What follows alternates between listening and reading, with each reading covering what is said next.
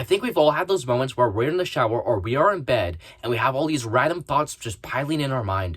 And suddenly we remember a really bad memory or just a really tragic thought and just get stuck in our mind for hours on end. So we end up falling asleep pissed off to something that doesn't even matter. I've had this problem falling asleep for ages where I just was pissed off at some random ass memory that didn't even matter. And this also happens to me at work where I'm just working away and all these tragic memories just start flooding my brain. So I kept trying to figure out how to make my brain shut up from all these negative things. So if you have this problem too, I've came up with a system that works. It is broken down into two categories, which are passive and active, which all have one goal in mind, which is mindfulness and being in the present. Let's start with the active portion. This means actively setting the time and place where you want your brain to shut up, where you want to actually practice it. I have two methods for this section and one might really surprise you. The first one is an active meditation where you're spending 5 minutes to let all the thoughts come in and letting them go. It's not supposed to be perfect. You're supposed to have all these wandering thoughts and then clearing them out.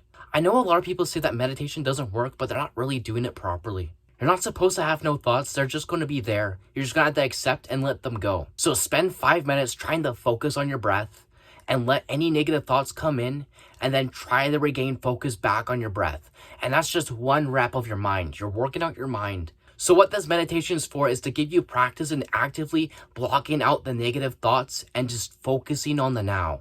And remember, it's not supposed to be perfect. You're supposed to have those negative thoughts come in and you're supposed to let them go. And the second one might really surprise you, but it's purposeful maladaptive daydreaming when you're trying to sleep at night. Purposely daydreaming during the day will make you not so present and it will make you so far away from the here and now. However, when you're trying to sleep and you're already in bed, that doesn't really matter. You're not going anywhere. You're not really focusing on anything. You just want to feel at peace and calm. So instead of falling asleep to past traumas or fake arguments, you're going to think about the most imaginative paradise you've ever had in your life. You're going to think about the best things possible. Like, think about riding a horse into battle or some shit like that.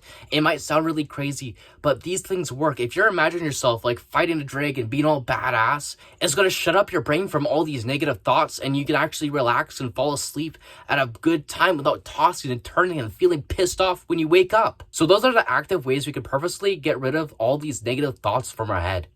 So how about the passive? So at work or school, sometimes we get in this bad headspace where we're all thinking about these negative thoughts and we can't get rid of them. And we have things to do and we have things to work on, so we can't really actively try to get rid of all these negative thoughts by meditating or actively daydream. So I came up with a solution myself, which I put myself on the plan with people with dissociative disorders, which was by using grounding techniques whenever I wasn't in the moment or in the present. There's a few I use that I will list off for you. So for example, if you're at work or at school and you're in a negative thought loop, there's one thing you could do is count colors. So you would look around the room and you would count 5 things that are red and then 4 things that are white. Then you would look at 3 things that are orange and then 2 things that are yellow.